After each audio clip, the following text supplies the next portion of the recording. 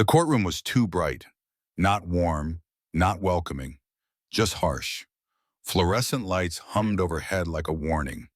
Polished wood, chrome edges, and rows of stiff-backed benches made the space feel more like a stage than a place where truth was supposed to matter. But everyone in that room already knew the script, and Malik Turner was cast as the villain before he even stepped through the door. He was 16, slim, black, and silent. Cuffed at the wrists, he entered flanked by two deputies who didn't touch him roughly, but didn't treat him gently either. Just another case, just another day. The murmurs had started long before he arrived, subtle and low, like the scraping of shoes on linoleum. He must have done something. Look at that face, cold. Another one who thinks the rules don't apply. Malik didn't flinch. His footsteps landed softly and steadily, but each one seemed to rattle louder in the silence than it should have. He didn't speak, didn't look up, not defiant, just still. The kind of stillness that made people uneasy, as if he'd learned not to move too much in rooms like this, as if movement only brought attention, and attention never brought mercy. Judge Warren Mills sat high above, more concerned with his docket than the boy below. He didn't lift his eyes, not even when Officer Bradley Knox took the stand. Knox was seasoned, confident, the kind of officer whose tone never rose, because power didn't need to shout. His voice was steady, rehearsed. Subject resisted arrest, became verbally aggressive. We were forced to restrain. His words dropped like pebbles into water, barely a ripple. No one questioned. No one cross-examined. Not yet. Malik sat unmoving, hands folded on his lap, gaze fixed on something distant and invisible. He hadn't spoken a word since entering the room. And when he finally did, it wasn't with anger. He tilted his head slightly, eyes locked on Knox, and asked, softly but clearly, "Is this your idea of law?" There was no sarcasm in his voice, no challenge, just a question, but the impact was instant. Officer Knox paused, not visibly shaken, but halted, just for a fraction of a second. Then without warning, he stepped down from the witness stand, one stride, then another, and in front of the entire courtroom, he slapped Malik across the face. The sound cracked through the air like dry lightning. Gasps, silence, a single sharp breath. But no one moved. Not the judge, not the deputies, not even the clerk whose pen trembled slightly in her grip. Malik's head turned with the blow. Blood blossomed at the corner of his mouth. But he didn't cry out. He didn't curse. He slowly brought his cuffed hand to his lip, wiped the red away with the back of his knuckle, and looked up. He smiled. Not wide, not smug, just a quiet, unreadable smile. And then he said, low, calm, precise, "You just made a mistake you'll regret forever." No one responded, not because they didn't want to, but because something had shifted. There's a silence that comes after violence, the kind that isn't empty, it's charged, thick with what people are afraid to admit they felt. Guilt, shock, and for some, recognition. Malik didn't rise. He didn't shout. He just sat there, cuffed, bleeding, composed. And for the first time since he walked into that room, people weren't seeing a case file or a skin color.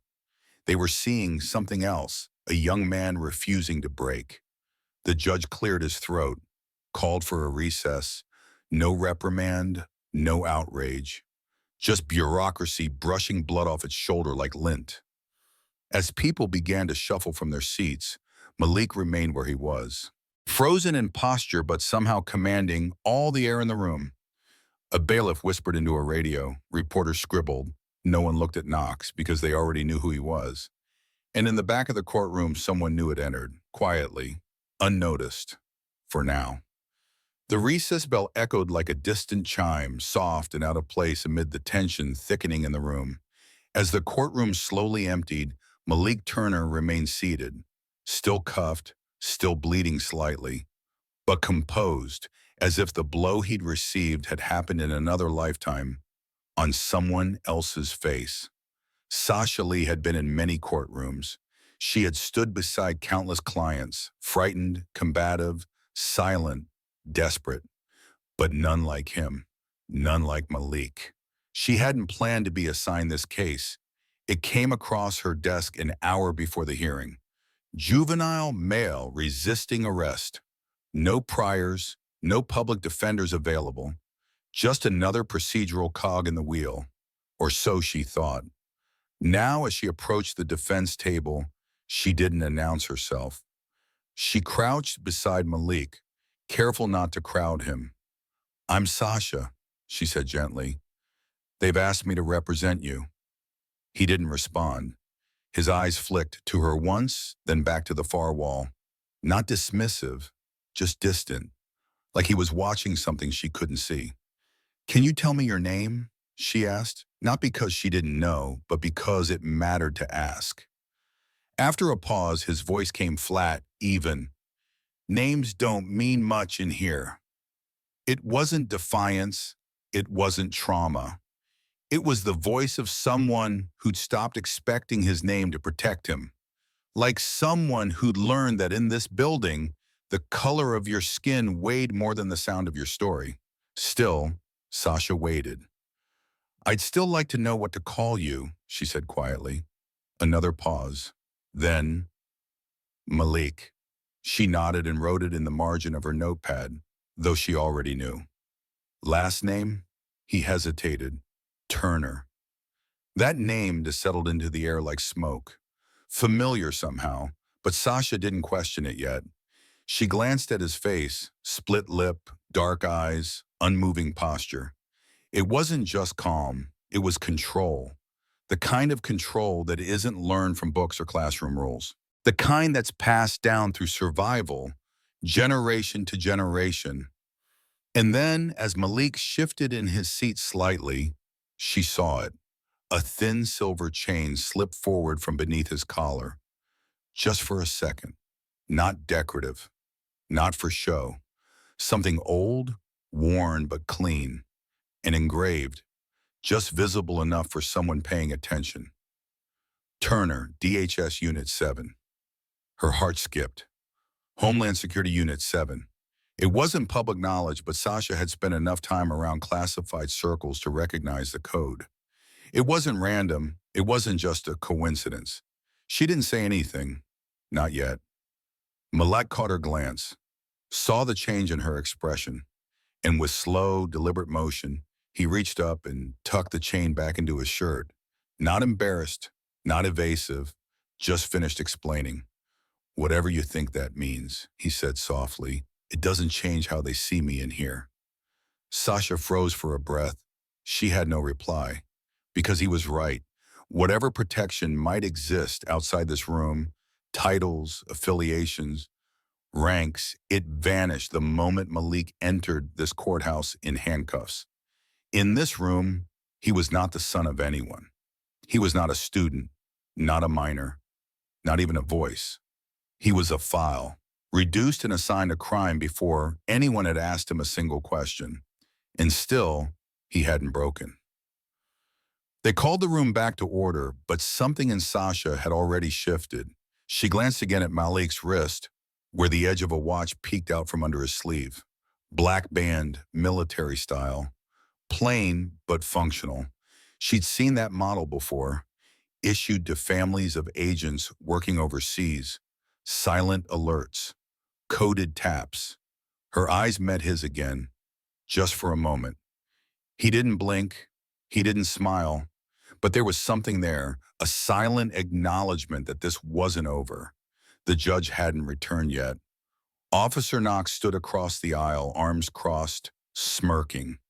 A man who believed he was still in control, that the slap had won, that the story was his to narrate.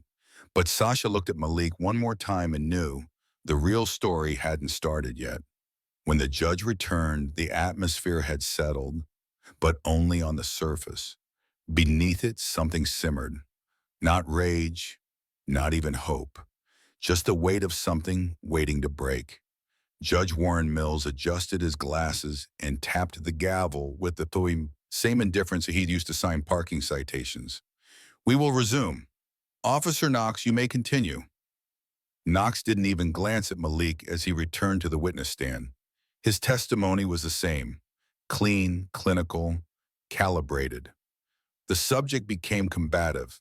"I followed standard detainment procedure." He resisted physical commands and disrupted the arrest. The room listened. No one interrupted, except Sasha. She rose from her seat, quiet but steady, and walked to the center of the courtroom like someone stepping into the wind. No dramatic gestures, just a small flash drive in her hand, barely larger than a thumb but sharp as a blade. "Your Honor," she said calmly, "I have new evidence. A civilian-owned security camera captured the incident Officer Knox has just described." Judge Mills didn't blink. "Is it verified?" "Not yet, but it's clear, and I believe it will provide this court with context currently absent from the record." She handed the drive to the clerk. The monitor blinked, then loaded. No music, no narration, just footage. Grainy, but undeniable. An elderly black man shuffling slowly along a city sidewalk, a cane in one hand, a paper bag in the other. He looked confused, frightened. Officer Knox appeared beside him, saying something inaudible but sharp. Then, without warning, Knox shoved the man. The old man stumbled backward, and that's when Malik stepped in. 16, just a kid. But there he was, arms outstretched, standing between the officer and the elderly man. No fists raised, no shouting, just a human shield. That was all. No threat, no resistance, no attack.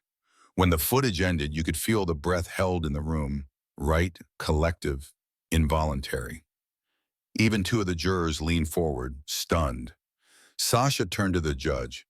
"This directly contradicts Officer Knox's sworn statement. Malik Turner was not resisting arrest.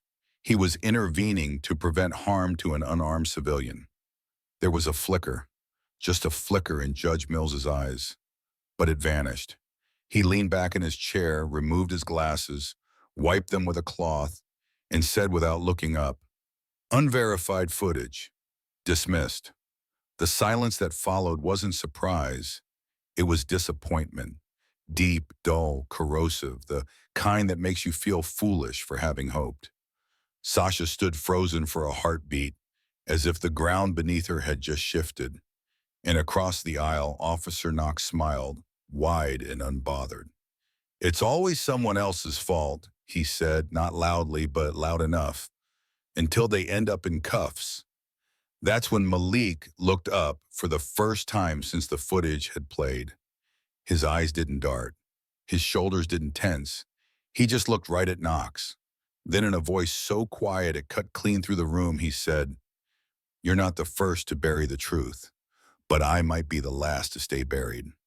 He didn't shout. He didn't move. But the words landed like the gavel hadn't.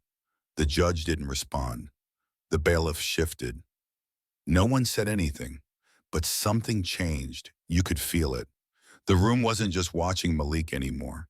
It was listening. Sasha sat down beside him, eyes scanning his face again. No anger, no panic, just that stillness, that composure. And then, without a word, Malik slid a folded piece of paper across the table. Sasha opened it slowly, one line written in small, steady print. "Watch, don't act, not yet." She looked at him, startled, but he didn't meet her eyes. Instead, he adjusted his sleeve, slowly, deliberately, revealing the watch underneath. Plain black, metal clasp, digital face. It didn't look like much, but Sasha recognized it instantly. She'd only ever seen that model in one place before, the Department of Homeland Security. Not sold in stores, not issued to civilians. One tap could send a signal. Two taps could change everything. Malik didn't tap. He didn't even touch it. He just leaned back, folded his hands again, and stared forward with the calm of someone who knew what was coming next. Officer Bradley Knox leaned against the courtroom railing, arms folded, wearing the smugness of a man who believed the story had already ended. The flash drive had been tossed aside. The judge hadn't blinked. The truth was buried. Again. And Malik Turner, the boy he had struck, still sat there cuffed and quiet, like the scene hadn't shifted at all. So Knox did what men like him always do when they think no one is watching. He leaned forward just enough for his voice to carry. "No one's coming for you, boy." It wasn't a threat. It was a final declaration. And he said it with the kind of certainty that comes from years of never being challenged, years of seeing power bend in his favor. For a moment, it felt like he might be right. The courtroom didn't gasp this time. It was too tired for shock. The weight of injustice had settled like dust in every corner. People adjusted their seats. A bailiff yawned. Then from the very back, a chair scraped softly against the floor. It was a sound so subtle it might have gone unnoticed, if the room hadn't already been holding its breath. A man stood, dark suit, no tie, crisp white shirt, clean shave, straight posture, the kind of presence that doesn't introduce itself because it doesn't need to. He wasn't tall or loud or hurried, but the moment he rose, everything stilled. He walked slowly, deliberately down the aisle, like he'd done this before, like he belonged in every room he entered, even ones that had forgotten how to recognize justice. He didn't look at Knox, didn't look at the judge. He only looked ahead. Malik didn't turn around. He didn't have to. The air shifted as the man reached the bar that separated the gallery from the court floor. He stepped into the open space and stopped, just for a breath. And then, in a voice low and steady, he said two words, "I am." The entire room went still. Officer Knox blinked. Judge Mills froze mid-note. Even Sasha's pen slipped slightly against the notepad. The man reached into his suit jacket and pulled out a leather badge case. Simple, worn, but pristine. He flipped it open with precision, and the gold emblem caught the light like the truth catching fire. "Elijah Turner," he said calmly, "Deputy Director, Homeland Intelligence Division." No one moved. It didn't feel like shouting. It felt like gravity had just announced itself. The title didn't roar. It didn't need to. It felt like a gavel the judge never earned. Knox opened his mouth, but nothing came out. One of the jurors shifted. A reporter in the front row dropped her pen. The court clerk blinked, as if unsure whether she was still dreaming. Judge Mills cleared his throat. "Mr. Turner, this is a juvenile hearing. Perhaps this can wait." But Elijah Turner didn't wait. He didn't raise his voice. He just stepped forward, eyes locked on Mills with the weight of every file, every name, every system he had ever protected. "You silenced my son," Elijah said, his words as calm as they were immovable. "Now you'll hear the sound of accountability." He didn't yell. He didn't posture. He simply let the words settle. And settle they did, into every wall, every rib cage, every crack in the floor. Malik, still seated, still cuffed, turned his head slightly, just enough to look over his shoulder. His face didn't change, but he smiled, small, quiet, unshaken. He looked at Sasha, his voice low. "Told you someone would notice."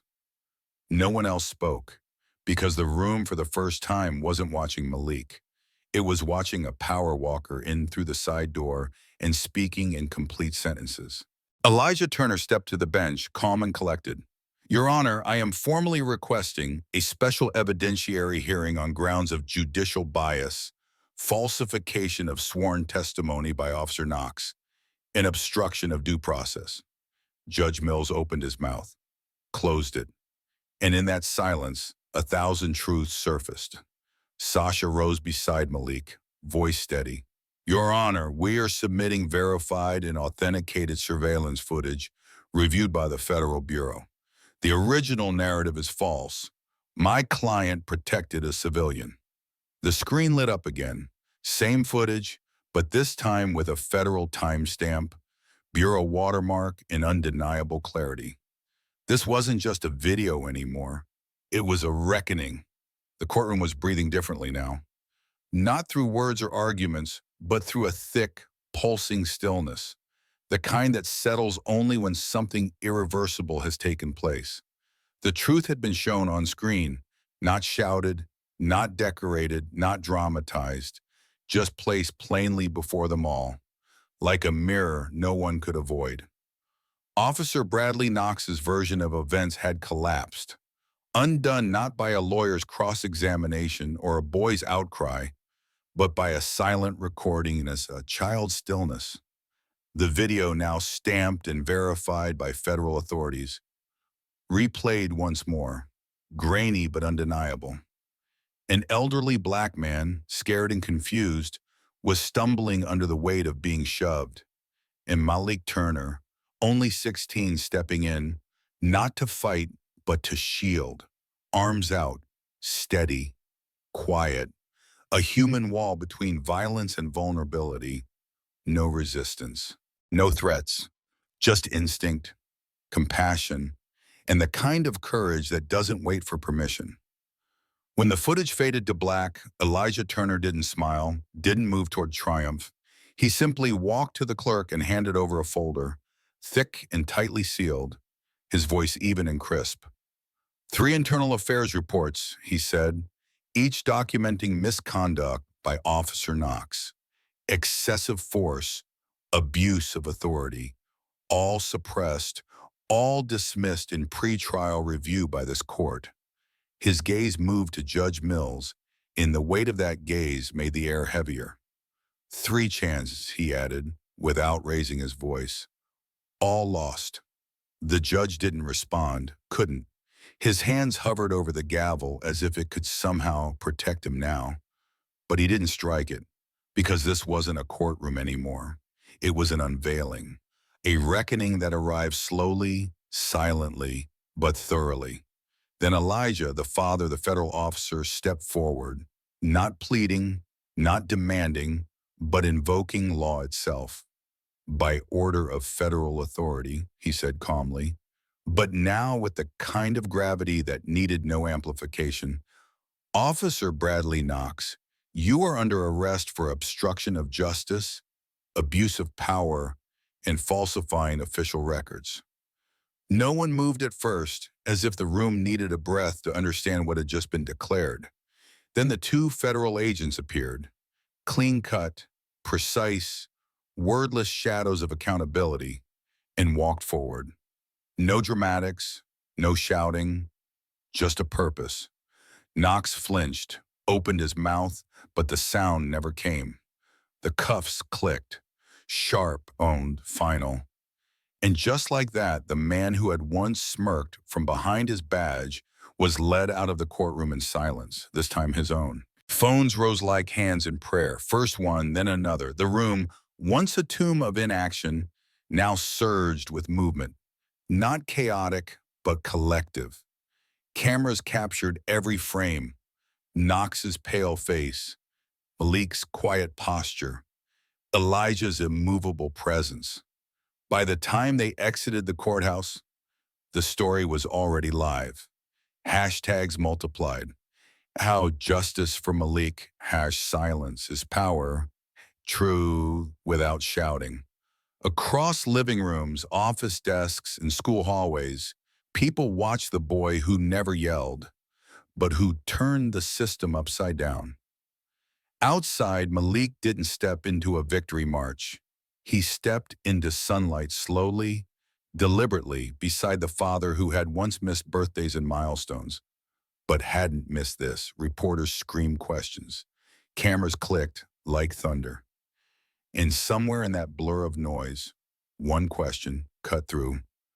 Malik, why didn't you speak up sooner? He stopped, not to think, but to let the noise settle. Then, in a voice as calm as a blade, he answered, "Because when justice speaks for you, you don't need to yell." It wasn't a slogan, it was a sentence that hung in the air long after the microphones had pulled back. Beside him, Elijah didn't correct, didn't command, didn't perform. He leaned slightly closer and spoke low enough for only his son to hear. "I missed your childhood, but I won't miss your courage." Malik didn't nod, didn't speak. He just looked ahead. The space between them didn't need words. Because in that silence was forgiveness. In that silence was trust. And in that silence was a future neither of them would have to fight for alone. They didn't wave to the crowd behind them. They didn't strive for a quote. They just walked, father and son, step for step, side by side. Behind them, someone began to clap. Then another. The sound was not explosive. It was not a celebration. It was respect, rising from the concrete like morning light. It was very boy to sit down. Every father who thought he was too late. Every truth buried beneath uniforms and silence, now walking free. Malik Turner didn't win by shouting. He won by standing, by waiting, and by trusting that silence, when chosen, isn't emptiness, it's power. It's a verdict. Moral of the story: justice doesn't always roar. Sometimes it walks in quietly, waits its turn, and speaks only when it knows the world is ready to hear it. Malik taught us that dignity doesn't require volume, and courage, the kind that shifts generations, sometimes begins not with a voice, but with a silence the world can no longer ignore.